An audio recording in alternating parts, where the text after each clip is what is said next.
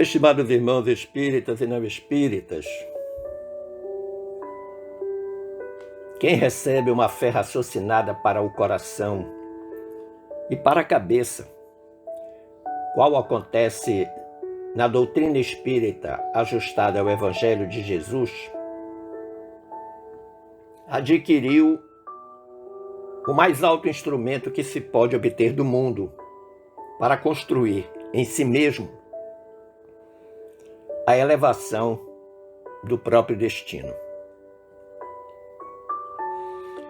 Este belíssimo pensamento está na lição 64 da obra Caminho Espírita, que é da lavra mediúnica do espírito Albino Teixeira e o médium Chico Xavier. Foi-nos solicitado refletir hoje sobre o tema Espiritismo, Ciência e Filosofia. Para começar, vejamos o que disse Clélie du Pantier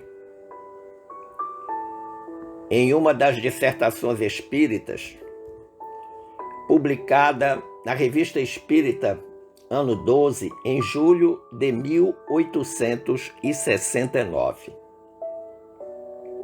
Disse Clélie: a ciência é lenta em suas afirmações, mas é segura.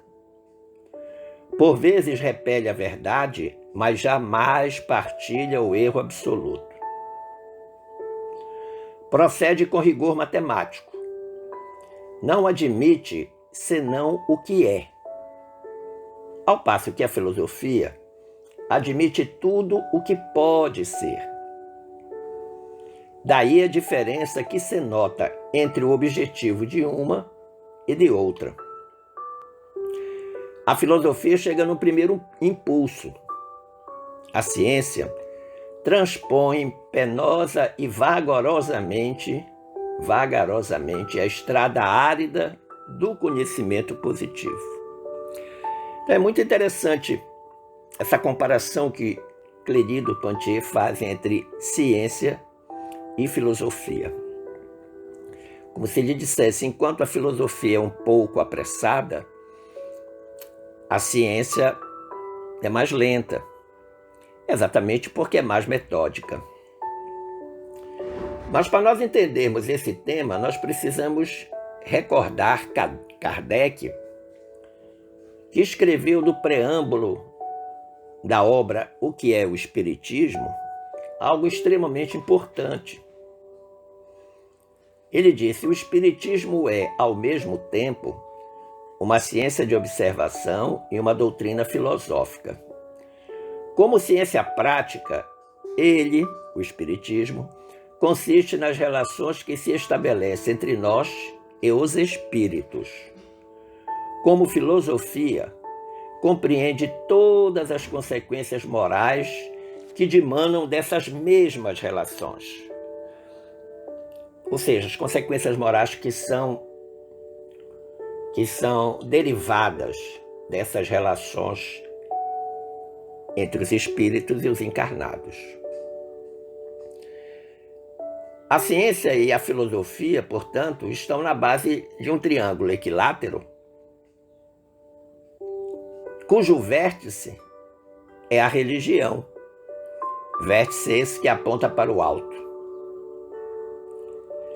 E a esse propósito, há um belíssimo texto, absolutamente belíssimo, sensacional, um texto do Emmanuel intitulado A Divina Trilogia, que é o capítulo 5 da obra Vida e Caminho. Olha essa preciosidade que o Emmanuel transmitiu através do Chico Xavier. A ciência é luz, a filosofia é trabalho, a religião é amor. A luz esclarece, o trabalho aperfeiçoa, o amor santifica. Com a ciência experimentamos, com a filosofia concluímos, com a religião edificamos. A luz sem trabalho e sem amor pode reduzir-se à beleza inútil. O trabalho sem amor e sem luz pode ser mera perturbação. O amor sem luz e sem trabalho pode converter-se em egoísmo fanático. A ciência, por isso, é senda do progresso. A filosofia, por essa razão, é estrada para o conhecimento. E a religião, por esse motivo, é caminho para a sublimação espiritual. A luz exalta a inteligência, o trabalho enriquece a razão, o amor diviniza o sentimento. Com a ciência, o homem descobre a casa em que nasceu para a imortalidade. Com a filosofia, aprende a viver. E com a religião, desenvolve as próprias asas que o transportarão a excelsitude imperecível a que se destina. Façamos assim de nosso roteiro espiritista com Jesus o templo vivo em que a ciência seja cultivada, em que a filosofia se erga em altar de nosso respeito e em que a religião seja alimento de cada dia em nossos pensamentos, palavras e ações. E alicerçados nessa trilogia de valores universais, estejamos convictos de que faremos de nossa fé o santuário sublime que nos conduzirá do mundo renovado aos eternos braços de Deus. Eu sou um fã incondicional do Emmanuel, mas eu nunca vi algo tão lindo de tudo que ele escreveu e que eu já li, como essa Divina Trilogia. Simplesmente sensacional. E que fala por si só, não carece de explicação. Ler ou ouvir é o suficiente para compreender o que o Emmanuel quis dizer. Mas não fica por aí a contribuição deste benfeitor espiritual. Na lição número 400 da obra Deus Conosco, falando da tarefa da doutrina espírita, ele assegura que a principal função do espiritismo está adstrita à grande obra de educação e de consolação no plano da reforma de cada qual, de cada um de nós, com o divino modelo. A sua missão e o seu primeiro objetivo do espiritismo é a transformação de todas as coisas e de todos os indivíduos para o bem. Então ele finaliza de forma objetiva toda essa transformação feitas nos homens e nas coisas tem que ser para o bem.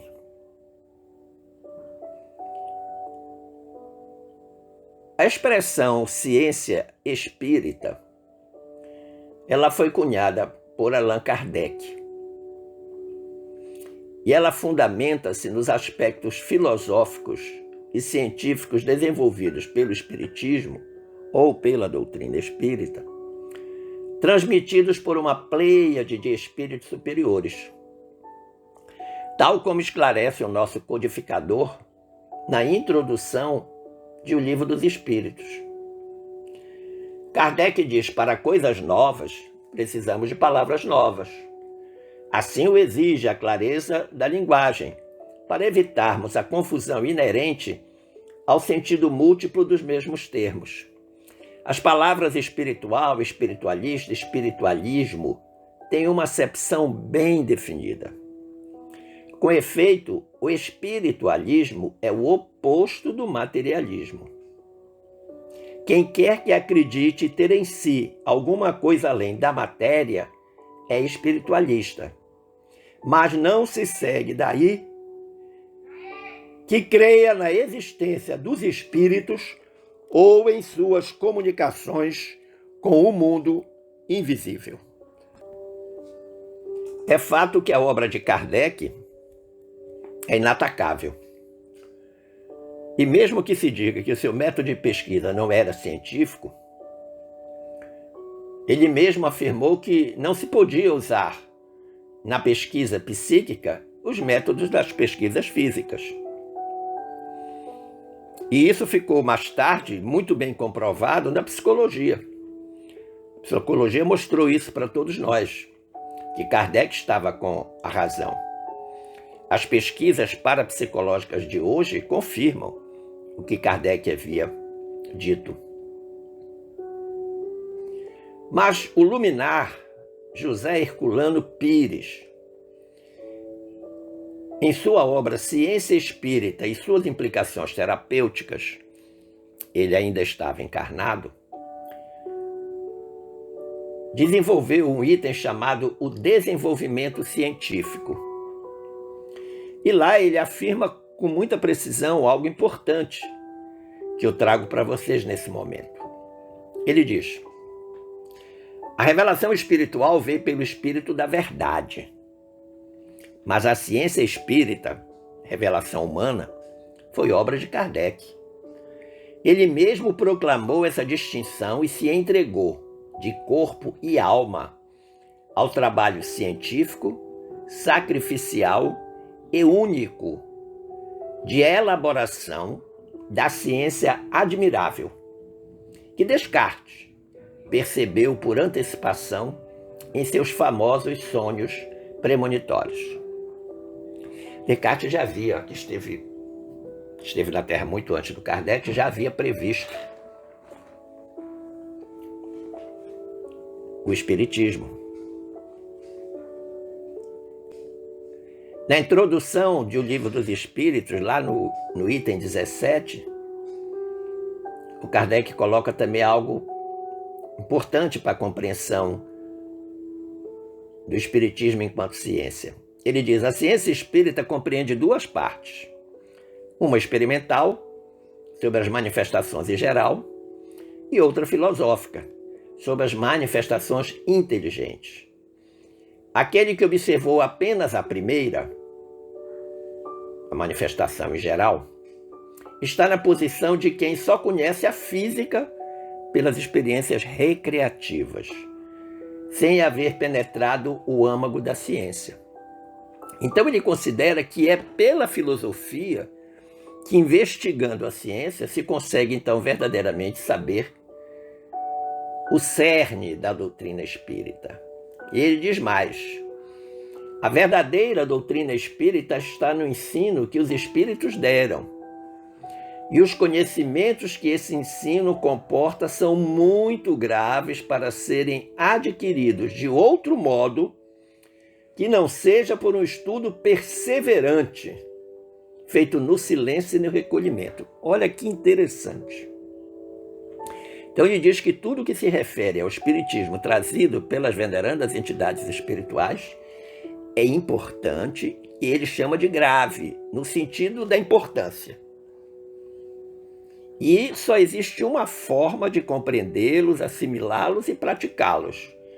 É pelo estudo perseverante, e para o qual lhe dá duas condições essenciais: o silêncio e o recolhimento. E ele diz mais: somente nessa condição do silêncio e do recolhimento se pode observar um número infinito de fatos e particularidades que escapam ao observador superficial e permitem firmar uma opinião. Portanto, não pode haver aligeiramento no estudo, na leitura, no conhecimento espírita. Ele tem que ser feito metodicamente, com muita dedicação, porque do contrário, vamos ficar na superficialidade e esquecermos a parte densa e bonita que está no centro desse conhecimento. Mas o próprio Kardec, lá no item 6 da conclusão de O Livro dos Espíritos, ele chama atenção para um fato singular. Ele diz que seria formar ideia muito falsa do Espiritismo quem julgasse que ele aure suas forças na prática das manifestações materiais e que, impedindo-se tais manifestações, é possível minar-lhe a base. Sua força está na sua filosofia, no apelo que dirige à razão, ao bom senso. Importante isso, muito importante. Então, quem pensar que impedindo as manifestações materiais do Espiritismo vai destruí-lo, está equivocado. Porque a grande força não está na manifestação que a ciência observa, mas na filosofia derivada desta ciência.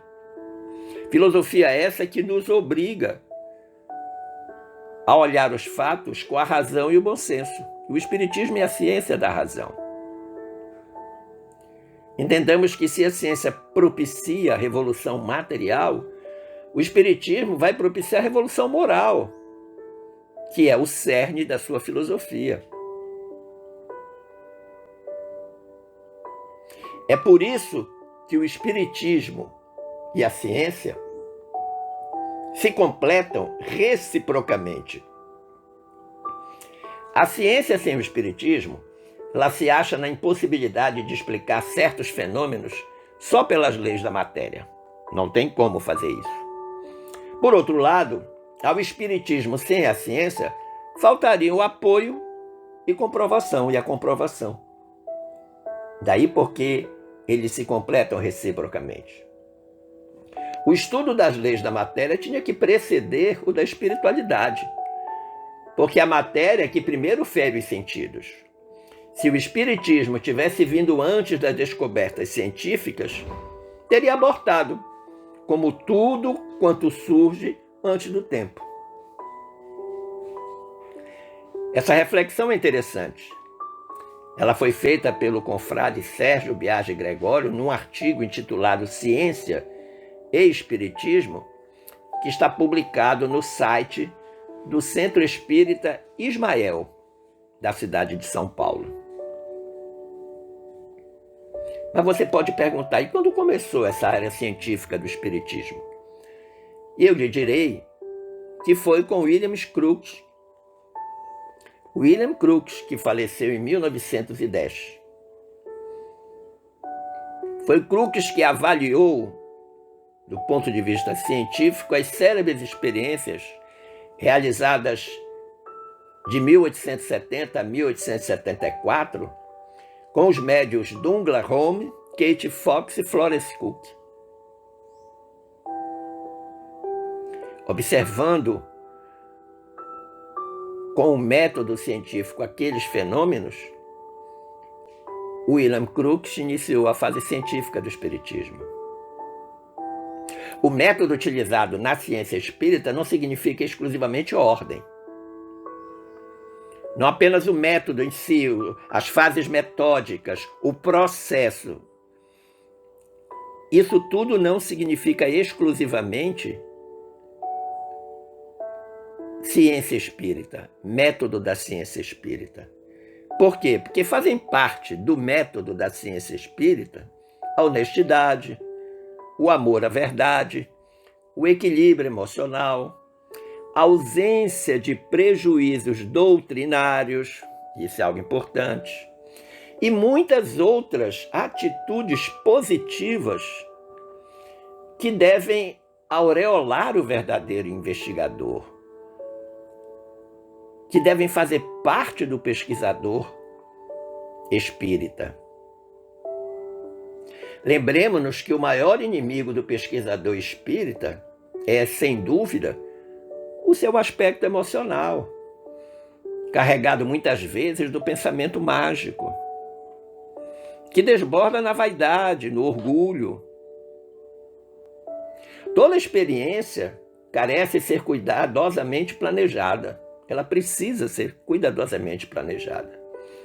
E os seus resultados precisam ser submetidos a uma análise rigorosa. Ao legítimo pesquisador não interessa que seja confirmado este ou aquele ponto de vista, e sim revelado qual o ponto de vista que está certo. Porque para ele só existe um objetivo. Que objetivo é esse? A verdade. Toda experimentação precisa ser repetida um grande número de vezes. E os seus resultados precisam ser anotados cuidadosamente para um posterior tratamento, estatístico inclusive. Não se aprende a ciência sem tempo para reflexão. Por isso, nada de precipitação. O correto é aplicar-se de maneira exaustiva, excluir toda influência material e observar criteriosamente os fenômenos, tanto os bons quanto os maus. E foi exatamente isso que fez Allan Kardec. Mas vejamos agora o que é filosofia espírita, já que a reflexão de hoje é sobre o tema Espiritismo, Ciência e Filosofia. Na pergunta 115 da obra O Consolador, Emmanuel responde a seguinte indagação: é a filosofia a interpretação sintética de todas as atividades do espírito em evolução na Terra? O Emmanuel responde dizendo: a filosofia constitui, de fato, a súmula das atividades evolutivas do espírito encarnado na Terra. Suas equações são as energias que fecundam a ciência, espiritualizando os princípios, até que unidas uma à outra, a ciência e a filosofia, indissoluvelmente penetrem o átrio divino das verdades eternas.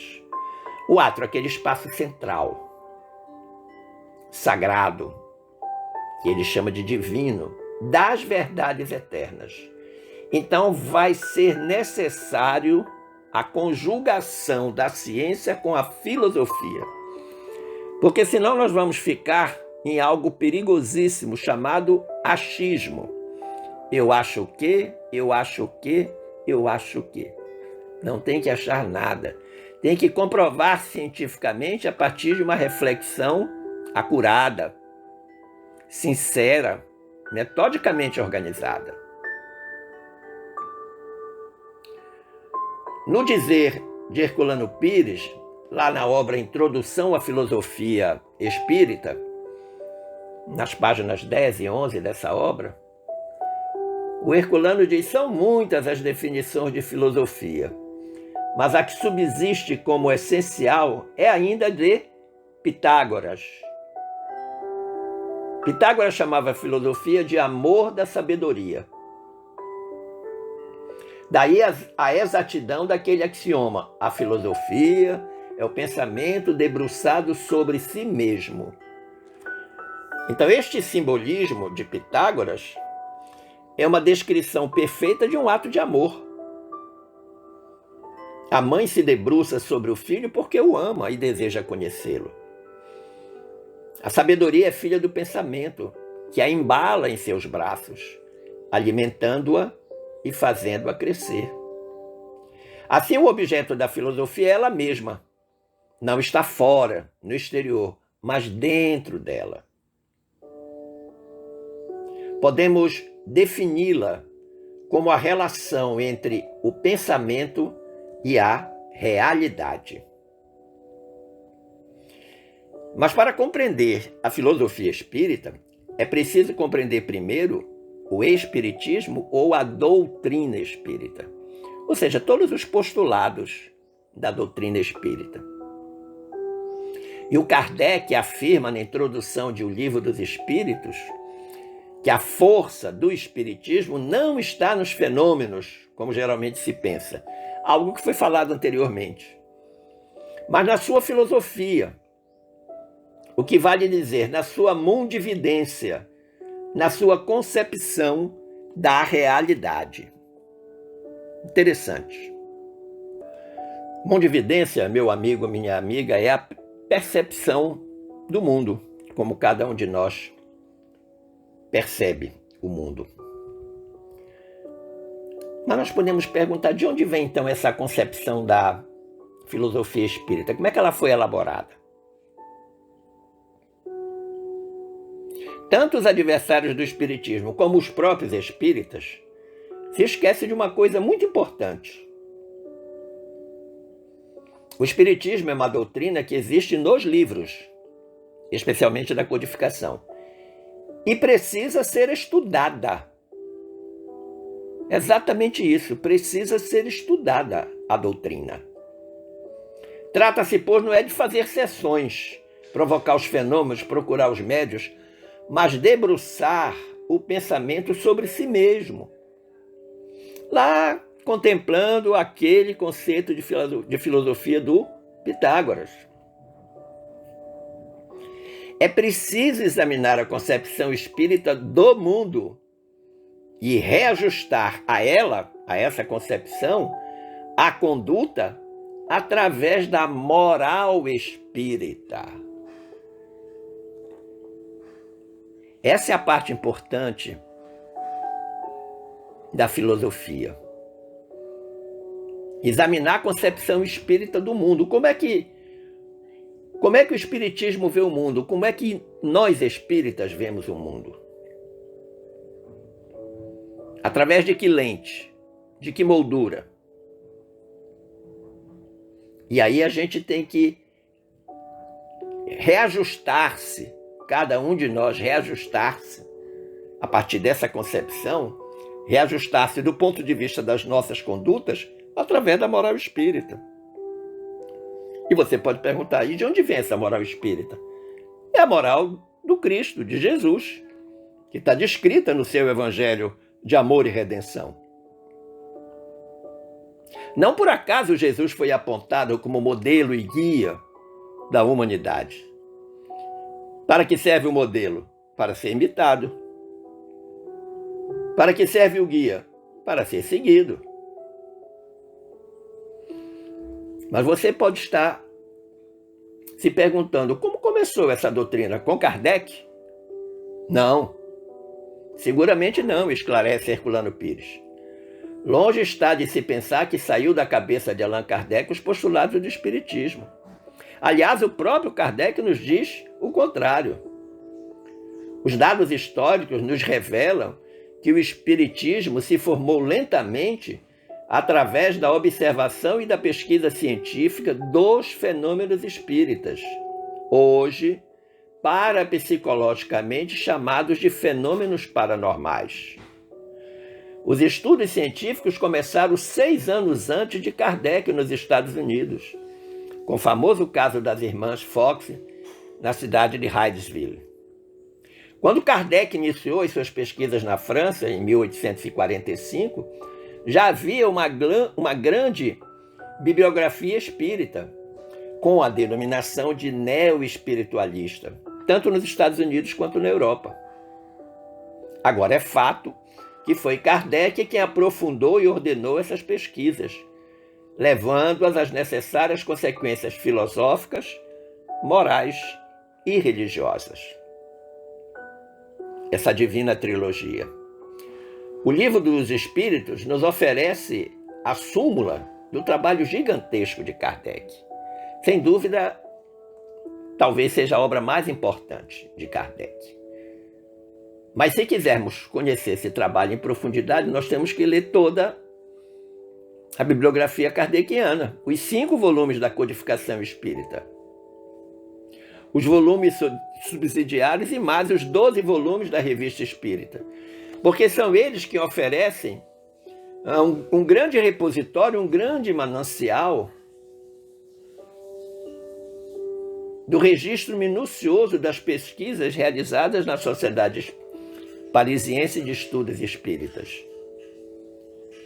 E não fica por aí o estudo, nós precisamos nos interessar também pelos trabalhos posteriores de Gabriel Delane, Ernesto Bozano, Camille de Flammarion, Leon Denis, o continuador e consolidador do trabalho de Kardec. Veremos assim que Kardec partiu da pesquisa científica, originando-se desta a ciência espírita. Desenvolveu-se a seguir a interpretação dos resultados da pesquisa, que resultou na filosofia espírita. E, finalmente, Kardec tirou as conclusões morais da concepção filosófica que o levaram naturalmente à religião espírita, aos pressupostos religiosos do espiritismo. É por isso que o espiritismo se apresenta como doutrina de tríplice aspecto. Então existia o fenômeno, Kardec analisou o fenômeno cientificamente, metodologicamente, gerando aí a ciência espírita. Depois ele pegou os resultados desta pesquisa científica que ele fazia sobre os fenômenos, interpretou estes resultados, gerando com isso a filosofia espírita. A partir desses resultados, ele os analisou buscando as conclusões morais dessa concepção filosófica. E aí ele chegou à religião espírita. Essa é a razão da trilogia. Muitas pessoas se atrapalham com isso e perguntam como uma doutrina pode ser ao mesmo tempo ciência, filosofia e religião. Exatamente por essa explicação que eu acabei de dar. É tudo? Claro que não. Isso é o mínimo. Porque, para entender, é preciso estudar. Eu não estou dizendo que é preciso ler, estou dizendo que é preciso estudar, que é diferente. Há uma diferença muito grande entre ler o livro dos Espíritos e estudar o livro dos Espíritos. A diferença é enorme. Esperando ter contribuído para o esclarecimento e o entendimento deste assunto, eu agradeço a atenção dispensada, as boas vibrações emanadas e desejo que fiquemos todos em paz com Jesus. Um forte abraço.